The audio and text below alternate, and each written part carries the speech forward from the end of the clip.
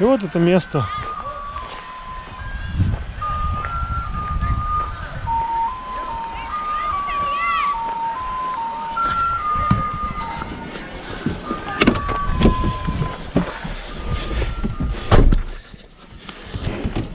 Ты красавица.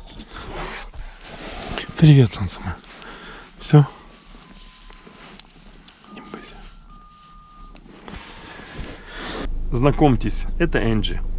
Маленький щенок с необыкновенно красивыми глазами.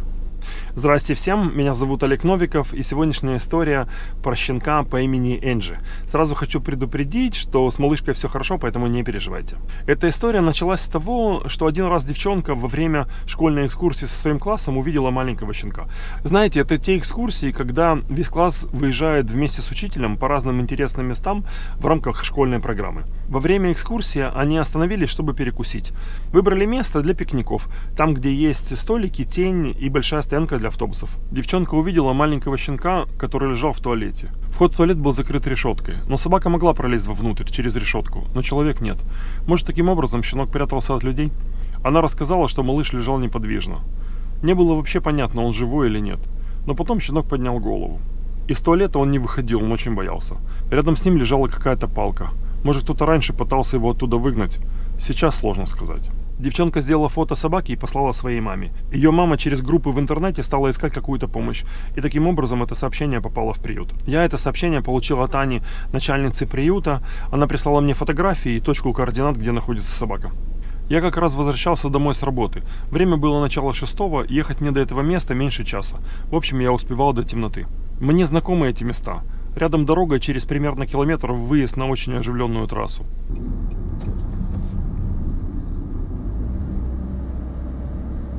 Когда я приехал на место, на ближайшей стоянке стояло 4 автобуса, и на дальней еще 4, которые уже собирались уезжать. Прошло уже несколько часов с того момента, как девчонка увидела щенка. Сейчас собака могла быть где угодно. Я смотрел по сторонам и думал, хорошо бы, если бы щенок не выходил из своего укрытия, пока я не приеду. Конечно, достать щенка оттуда было бы непросто, но искать его по всему лесу было бы намного сложнее. Я остановил машину, надел перчатки и пошел в то место, где последний раз видели щенка, к туалетам. Вход был с другой стороны. Я стал обходить и увидел, как рядом со стенкой около мусорника лежит маленький щенок. Я обрадовался тому, что он двигается и что он вышел. Значит, не все так плохо. Перед ним были набросаны какие-то куски очень сухой хлебной лепешки. Вот он. Вот. Вот наш. Ось.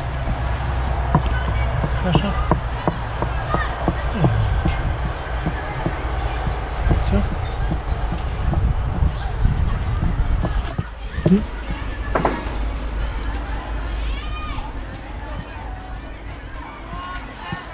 Тебя скормили, да?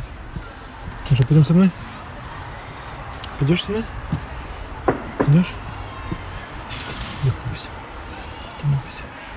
Не бойся. Ты мой красавец. Ты мой красавец. Ты девочка. Ты моя девочка. Ты моя девочка. Ты моя девочка.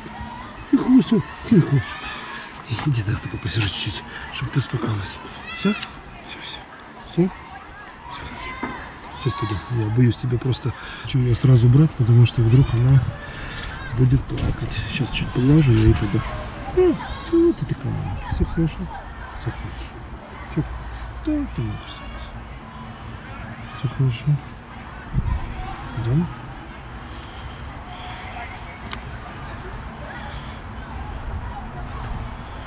Это туалет. Это здание туалета. Фотографии, которые первый раз прислали, они были, она сидела там в туалете. Сейчас я вот ее воду кто-то оставил, даже добрые люди. Я сейчас ее отнесу и покажу, попробую еще, может быть, есть еще здесь. Да? Все хорошо? Да не еще бок. Пошли. Идем? Пойдешь со мной? Я попробую тебя поднять, не бойся. Не будешь бояться. Опа. Не будешь бояться. Все, да? Я взял щенка на руки и понес в машину. Это была девочка. Я назвал ее Энджи. У нее была ссадина на шее и сильно раздутый живот. Непонятно, что она там ела вообще, и сколько дней она жила в этом туалете. Хорошо? Бойся здесь. Все, сиди. Не бойся. Все будет хорошо, сейчас я приду. Хорошо? Все, сейчас я потом поесть. Сиди здесь. Я положил Энджи в машину на покрывало и вернулся обратно. Я просто хотел проверить, может, она была там не одна. Вот это место. Это туалет.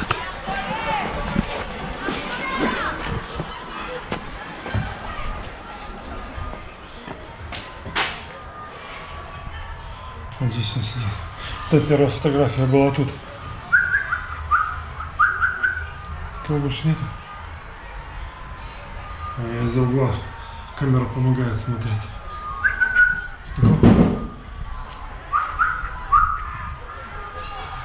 Туалеты были закрыты, ими давно уже не пользовались. Все было ржавое, прогнившее и все в мусоре. Я не мог осмотреть все помещение, но мне помогла камера. Я просунул руку с камерой через решетку и смотрел на экран камеры. Так я мог посмотреть как бы за угол. Ни в одном, ни в другом щенков больше не было. Я вернулся назад в машину.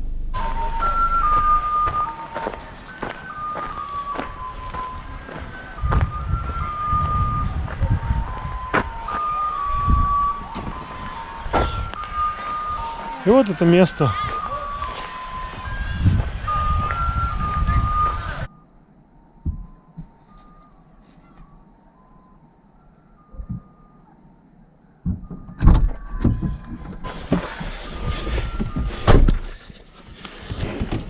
Ты красавица. Привет, солнце мое. Все? Не бойся.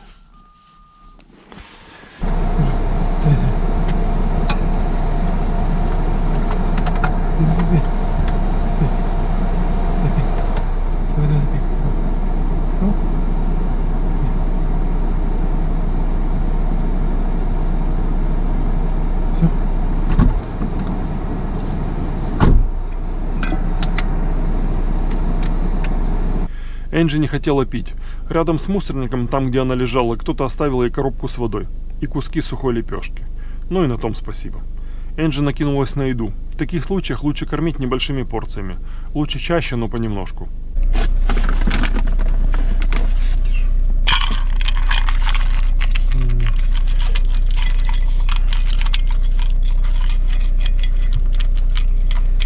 Не спеши, все будет хорошо.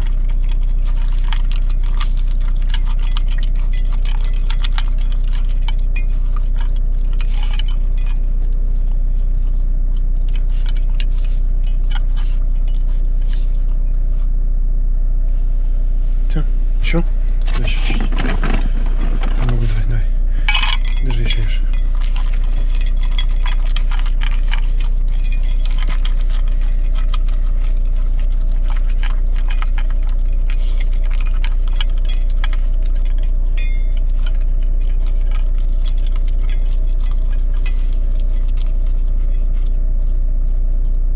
Все, хватит пока хватит, ложись. Ложись, вот, смотри, еще из-под лапы. На, дай вот это. Остатки. Все, держи. Все.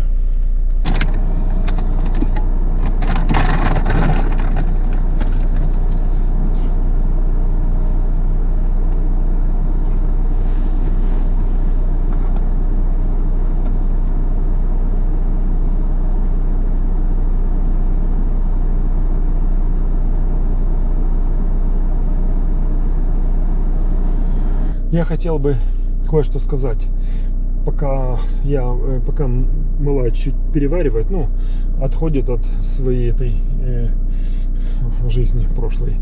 Кормил немного, потому что не знаю, что она здесь ела жадно, хотя должна быть здесь не голодная, по идее.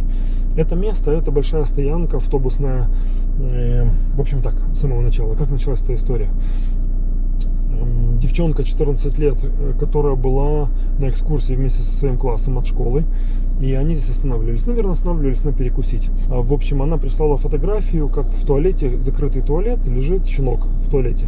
Маленький щенок. Вот этот. Это девочка. И она сфотографировала, послала своей маме, мама послала в приют, и таким образом это все дошло до меня. У меня нет никаких претензий к девчонке, она молодец. Она увидела, сфотографировала, и у меня есть вопрос к учителям. И наверняка меня смотрят люди, которые занимаются обучением детей, скажем так, как это назвать сейчас, я даже не знаю, образованием детей, хотя вряд ли это уже так называется, обучением детей чему-то. Вот у меня вопрос к вам. Я понимаю, да, что как бы школьная... Просто задумайтесь, не лично к вам конкретно, а вообще, в общем, просто подумайте. Я понимаю, что эта экскурсия, она какая-то школьная программа, наверное, по каким-то важным очень местам и все. И я уверяю вас, что дети после сегодняшней экскурсии, когда их родители спросят, что ты видела или что ты видел, они ничего не расскажут. Абсолютно ничего. Вообще ничего. Потому что для них это пустое место. А вот если бы вы собрались бы все вместе, увидели эту собаку, и сами бы искали бы в интернете приют, звонили бы вместе с детьми, может быть, даже потом на этом автобусе взяли...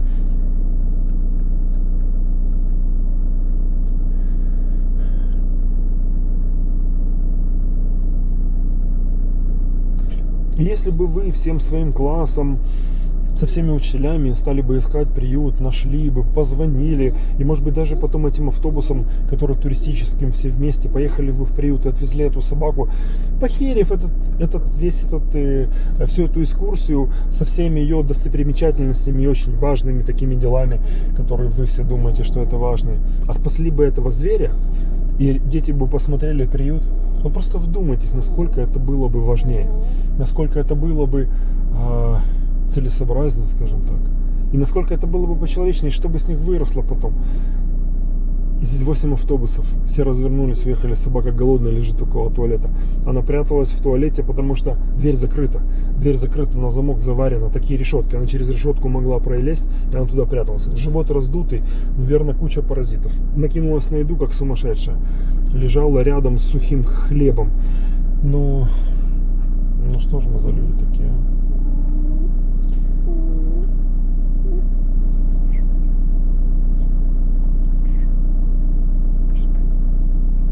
Все.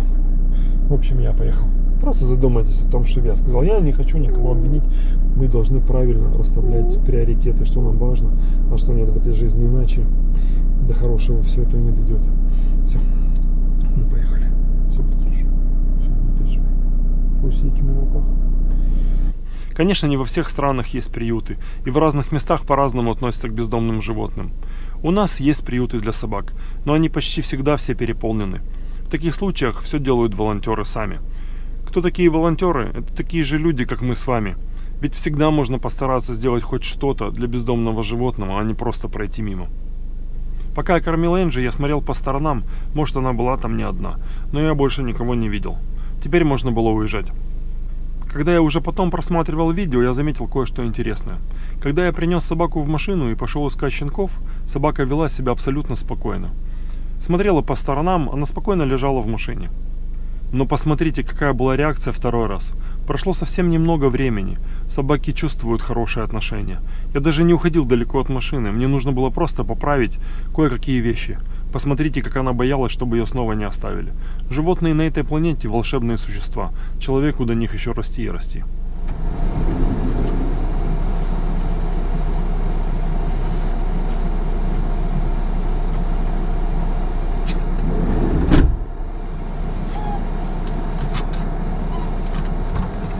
Чего ты?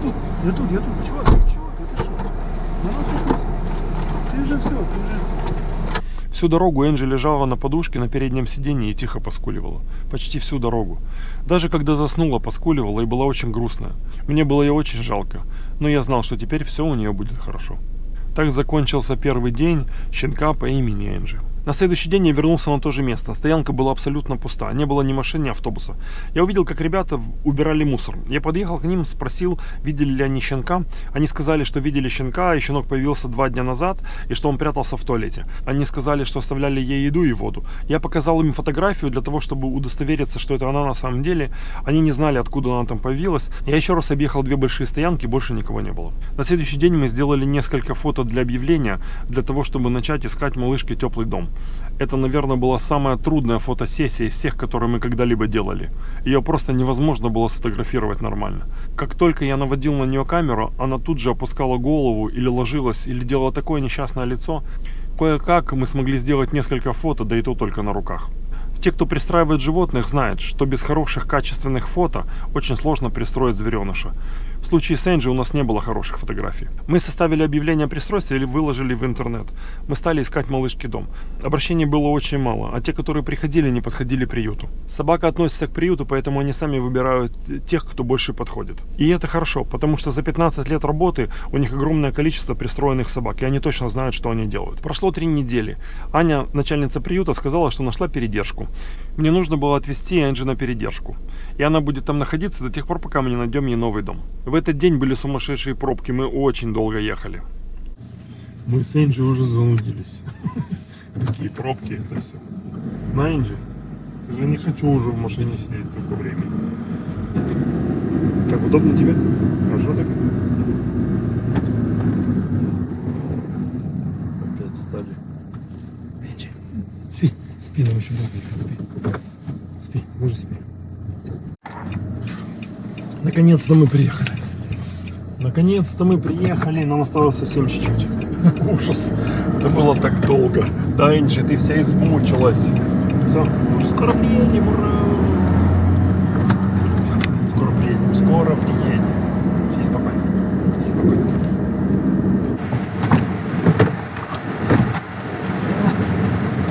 Я попросил Эстер, чтобы она постаралась сделать несколько хороших фото, потому что мои фото получились очень грустные. Она сказала: не переживай, я завтра этим займусь. Я сказал, что нужно подловить ее как-то за игрой и что она очень боится камер. На следующий день у меня были вот такие фото. Дом есть дом. В доме собаки была счастлива и довольна. Это то, что нужно было для пристройства. Счастливая собака, которая ищет счастливую жизнь. Мы составили новое объявление с новыми фото и опубликовали их в интернете.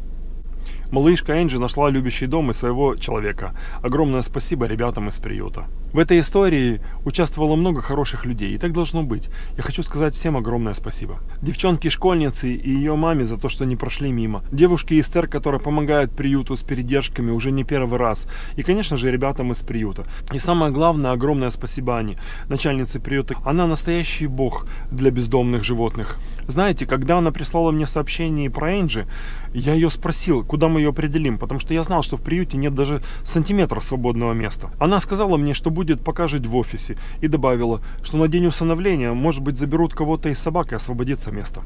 Когда вы забираете собаку из приюта, вы не только спасаете одного звереныша, вы еще даете шанс таким несчастным, как Энджи. Не покупайте собаку, лучше возьмите из приюта. Будьте хорошими людьми настолько, насколько это возможно. Берегите себя и своих близких. Удачи вам!